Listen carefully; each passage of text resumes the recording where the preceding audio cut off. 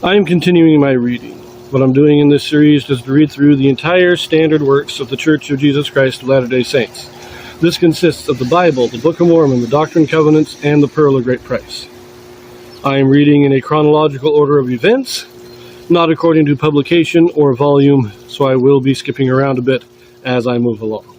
So, in our last reading, we read about the beginning of the reign of Amaziah in Judah, the son of Joash. He begins to reign during the third year of Joash of Israel. And this is just after, remember, Joash of Judah, he started off as a righteous king, but after the death of Jehoiada the high priest, he fell into idolatry and eventually to murder, killing the prophets. During this time, Jehoahaz in the north, in Israel, was starting to turn to God, at least partly. And so when Syria invades Israel and Judah, Israel, though they have some oppression during the time of Jehoahaz, are delivered in the days of Joash, the son of Jehoahaz of Israel.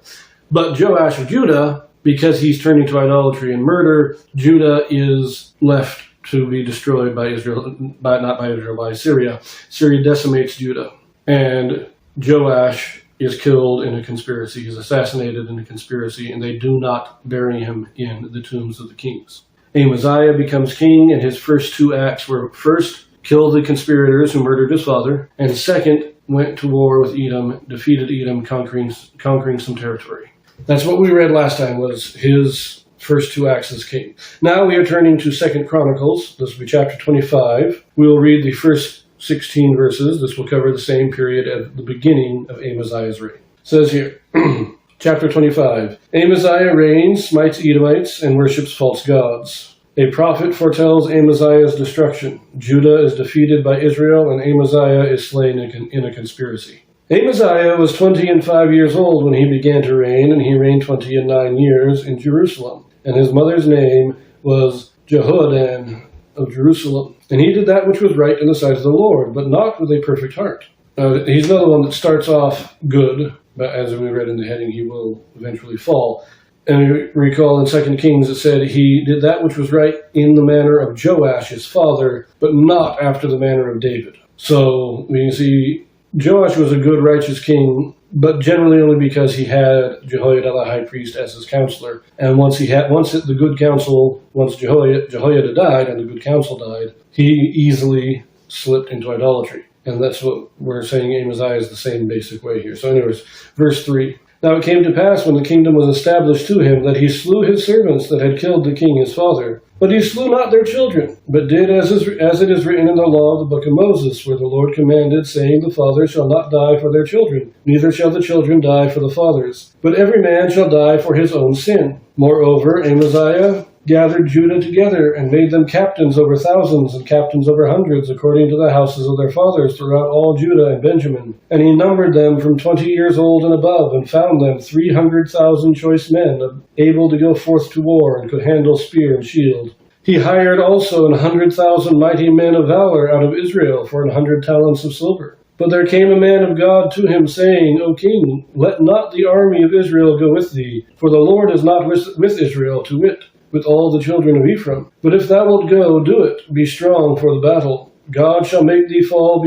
before the enemy, for God hath power to help and to cast down. And Amaziah said to the man of God, But what shall we do for the 100 talents, which I have given to the army of Israel? And the man of God answered, The Lord is able to give thee much more than this. Then Amaziah separated them to wit, the army that was come to him out of Ephraim, to go home again. Wherefore their anger was greatly kindled against Judah, and they returned home in great anger. So I do like this. This is in 2 Kings, it just says he went to battle with Edom, conquered a city, renamed it. Very brief. We're getting more detail here, and I like this detail. He has his own army, and then he hires an army out of Israel so that he has a good, strong force. 1/4 of his army was from Israel. He said he had 300,000 of his own and 100,000 from Israel. 1/4 of his army was from Israel. But an unnamed prophet comes and says, no, don't take Israel with you. I mean, this is probably during the time of, this is definitely during the time of Joash in Israel, which means it's interesting that he says God is not with them, and yet it is during the time of Joash that Israel is able to smite Syria and reclaim its lost territory. And Joash is even blessed by Elisha to be victorious over Syria.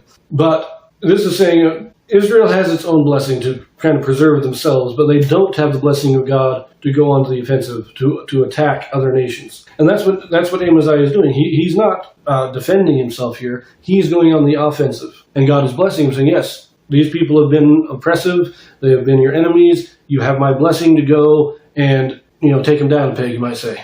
But don't take Israel with you, because Israel does not have God's blessing to do this. And Amaziah says, wait a minute, I've already paid him 100 talents. And don't worry about it. Let him keep the money. God's going to give you a lot more. And so Amaziah says, okay. But the Israelites get angry. Now, why do they get angry? They don't have to go to war. And they still got paid. They still got the money that they were promised. So why are they angry? They're angry because now they don't get to share the spoils of battle. Because if you win in battle, you get to take the valuables off the dead. You get to spoil the people. So besides the 100 talents of silver that they were given, they were anxious to take a share of the spoils. And by being sent home, they will not receive a share of the spoils. That's why they're angry.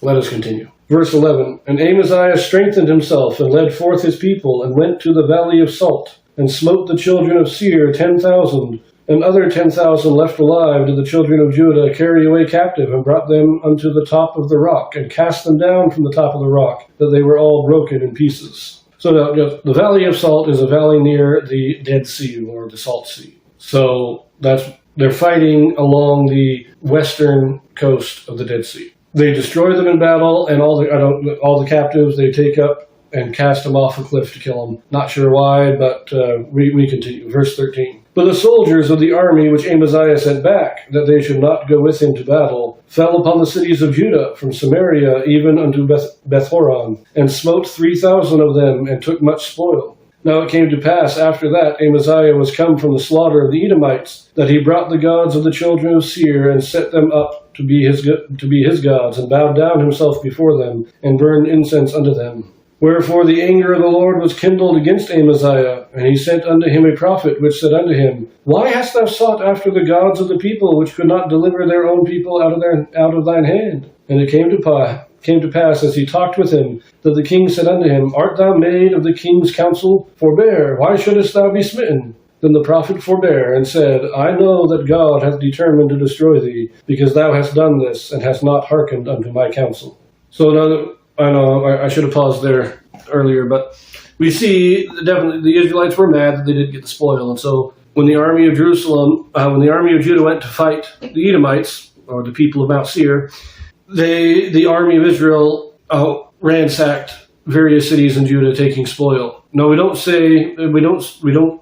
say that there was any, Amaziah didn't chase them down, and they didn't keep the land. They weren't occupying the territory. They were plundering the land and then returned back to Israel. Now, Amaziah, as we mentioned, he now turns to idolatry. He conquers Edom, and then he brings their idols back and starts worshiping their idols. I love that the prophet comes in, unnamed prophet again, probably the same prophet as before, but he goes, why are you worshiping the gods that had no power to save their people? You have the one God, the one true God. He brought you victory in the war, and now you're turning to worship these fake gods that have no power? And what does Amaziah say? He says, you're not one of my counselors. Get out of here before I kill you. And so the prophet leaves and says, look, I'll leave, but God's going to destroy you because of this.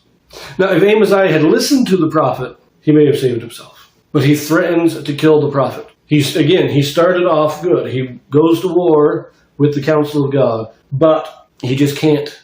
He falls into his own idolatry, and we will see the end of Amaziah shortly. But we'll leave that here, and we will pick this up back in 2 Kings, so we will see you there.